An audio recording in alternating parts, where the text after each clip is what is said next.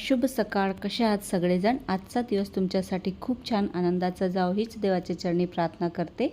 स्वागत आहे तुमचं माझ्या मराठी व्लॉग चॅनलमध्ये. तर अगदी सकाळ सकाळचीच वेळ आहे. अजून 7च वाजलेले आहे. 7 नाही 7:30 वाजलेले आहे आणि मी टिफिनची तयारी करत आहे. तर आज पुन्हा मी भरलेली भेंडीची भाजीच टिफिनमध्ये बनवणार आहे. तर कधी कधी असं होते, जी भाजी स्वस्त असते ना, मग ती रिपीट होत जाते. तर आठवड्यातून 2दा तरी भेंडीची भाजी आता होणारच आहे, कारण खूपच स्वस्त झालेली आहे भेंडी. आणि तशीही घरामध्ये मला सोडून सगळ्यांनाच भेंडीची भाजी आवडते, म्हणून बनतेच आमच्या घरात आठवड्यामधून 2दा. तर पहा, मस्त भरलेली भेंडीची भाजी बनवून तयार झालेली आहे. मला एवढी जास्त काही आवडत नाही भेंडीची भाजी, कशीही करा, म्हणून मग मी दुसरं काहीही खाऊन घेते. आणि आता आज ना रातच्या शिळ्या पोळ्या थोड्याशा उरल्या होत्या, 3-4 पोळ्या. तर त्याचा म्हटलं आता चुरमा बनवून घेऊया, म्हणजे नाश्त्यामध्ये सुद्धा होऊन जाईल. अशा तर शिळ्या पोळ्या काही कोणी खाणार नाही. चुरमा बनवला तर त्या खाल्ल्याही जातील. तर आज मस्त चुरमा बनवायचा बेत आहे. तर आत्ता फक्त चुरमा मोडून ठेवते, जेव्हा खातील तेव्हा मग गरम गरम बनवून देईल. कारण की चुरमा ना गरम गरमच चांगला लागतो, थंडा झाला की तो अजिबात खाऊशी वाटत नाही. म्हणून मग नंतर 10-10:30 वाजताच मी याला गरम गरम बनवेन. आता फक्त पोळ्या मोडून ठेवते, म्हणजे तेवढं एक काम तरी कमी होईल. आणि आत्ताच सकाळी मला आठवण झाली, म्हणून मी आज चिया सीड सुद्धा थोडेसे भिजत घालून ठेवले. जेव्हा कधी मला आठवण येते ना, तेव्हा मी अशी पाण्यामध्ये भिजत घालून ठेवते चिया सीड. असेही उन्हाळ्यामध्ये घेणं चांगलं आहे, पण आठवणच राहत नाही. जेव्हा आठवण होते तेव्हा भिजत घालून ठेवते आणि मग जेव्हा भिजले की लगेच मी याला पिऊन घेते. आता अर्धा-1 तासातच हे अगदी फुलून जाते आणि मग मी त्याला पिऊन घेईन. जेव्हा मला आठवण येते तेव्हा मी घालते. तसं तर रोज घेणं चांगलंच आहे, पण आठवणच राहत नाही. आणि हे मठ मी रात्रीच भिजत घालून ठेवले होते. मला ना रविवारच्या दिवशी मिसळ बनवायचा विचार करते, पण बघूया आता. काही ऐन वेळेस प्लॅनसुद्धा चेंज होतो. आणि हे भिजवलेलं मटकीचं जे पाणी आहे ना, ते मी झाडांना घालत असते. हे खूप पौष्टिक असते, म्हणून याला फेकून द्यायचं नाही. हवं तर तुम्ही पिऊसुद्धा शकता याला, पण झाडांना घातलं तर खूपच चांगलं आहे. आणि आता या मटकीचं सगळं पाणी मी काढून टाकलं आहे. तर मी ना मटकी म्हणा, मूग म्हणा, कोणतेही कडधान्य असो, त्याला अजिबात बांधून ठेवत नाही. आधी मी असं सगळ्या कडधान्याचं पाणी काढून ठेवते, त्यामध्ये थोडंही पाणी शिल्लक राहायला नको. आणि मग याला असंच झाकण ठेवून देते.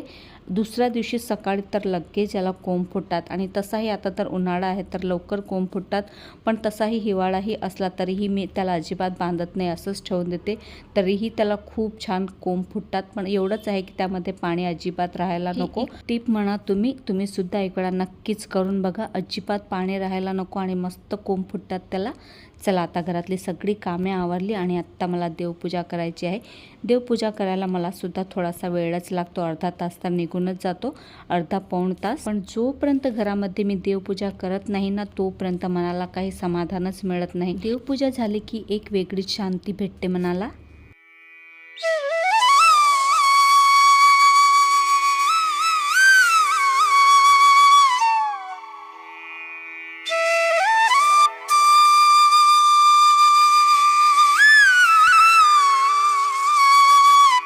आणि घरातली सगळी कामे झाल्यावर देवपूजा मी सगळ्यात शेवटी करते, कारण की मला असं वाटते देवपूजा थोडी शांततेने केली तर चांगली होते, नाही तर मग कामाची हडबडी असली तर देवपूजाही चांगली होत नाही.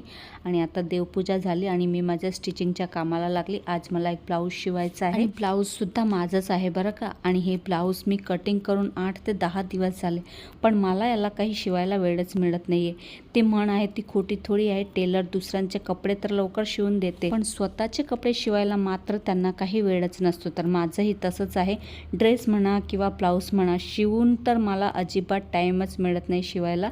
कटिंग करून ठेवते, पण 8-15 दिवस तसंच पडून राहते आणि मग 8-15 दिवसानंतर तेही अर्धं शिवते, तेव्हा कुठे ते शिवलं जाते. तसं तर एक खट्ट बसून मला कधीच शिवायला वेळ मिळत नाही, कारण की मग घरची सुद्धा एवढी सगळी कामे असतात. मी एकटीच करणारे आहे सगळंच. आणि मग 2-2, 3-3 चॅनलसाठी व्हिडिओसुद्धा शूट करायचे, त्याला एडिट करायचा, व्हॉइस ओव्हर करायचा. एवढं सगळं काम एकट्या हाताने केलं तर उशीर तर होतोच ना. एक अख्खा दिवस सुद्धा मला पुरत नाही. पण चला असो, आताही मी बसले तर आहे हे ब्लाऊज घेऊन, पण माहीत नाही पूर्ण होते की नाही. नाहीतर असं होईल, अर्ध शिवून घेईल आणि परत मला उठावं लागेल आणि मग ते अर्ध तसंच राहून जाईल. आणि मग दुसऱ्यांदा जेव्हा वेळ मिळेल तेव्हा शिवलं जाईल. माझं नाही असं होते की एकदा मी जर मशीनवरून उठले की मग मला पुन्हा बसायला आवडतच नाही. एकदा मी मशीनवर बसले की पूर्ण माझं काम कंप्लीट झाल्याशिवाय मला काही मशीनवरून उठूच वाटत नाही आणि मग जर कुठलं काम आलं की मग मी पुन्हा बसत नाही मशीनवर, नंतरच कधी वेळ मिळतो तेव्हाच बसते. तर बघूया आताही हे ब्लाऊज पूर्ण होते की नाही. आणि शेवटी तसंच झालं. चुरमा जो मी बनवून ठेवला होता ना, तर मुलाला तो गरम गरम खायचा होता, तर तो मला वघारण्यासाठी उठावंच लागलं. आणि एकदा जर का मी उठली मग पुन्हा मला काही मशीनवर बसायची इच्छाच होत नाही. तर आता मी गरम गरम चुरमा बनवून घेते.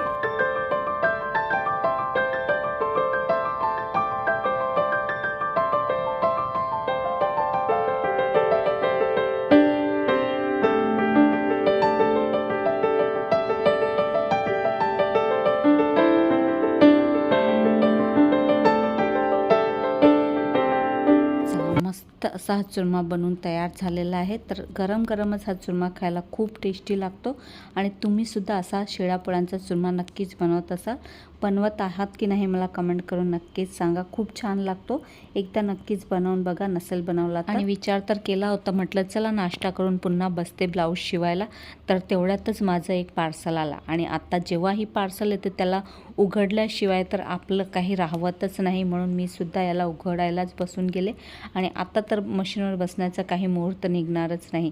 तर यामध्ये मी काही मंगळसूत्र मागवले होते मिशोवरून. तर 120 रुपयाला 6 असे मंगळसूत्र मागवले होते मी डेली यूजसाठी.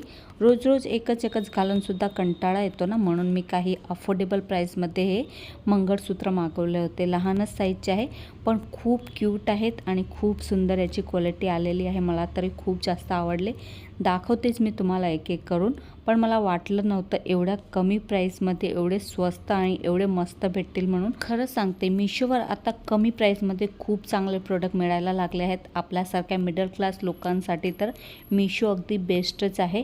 घर सजवण्यासाठी म्हणा किंवा मग आपल्या फॅशनसाठी म्हणा, खूप छान प्रोडक्ट मिळतात मिशोवरून. आणि हे मंगळसूत्रसुद्धा फक्त 120 रुपयाला 6 मिळाले आहेत. तर त्या मानाने बघितलं तर 20 रुपयाला एकच पडलं. आणि डेली यूजसाठी तर खूप छान क्यूट आहेत छोटेसे.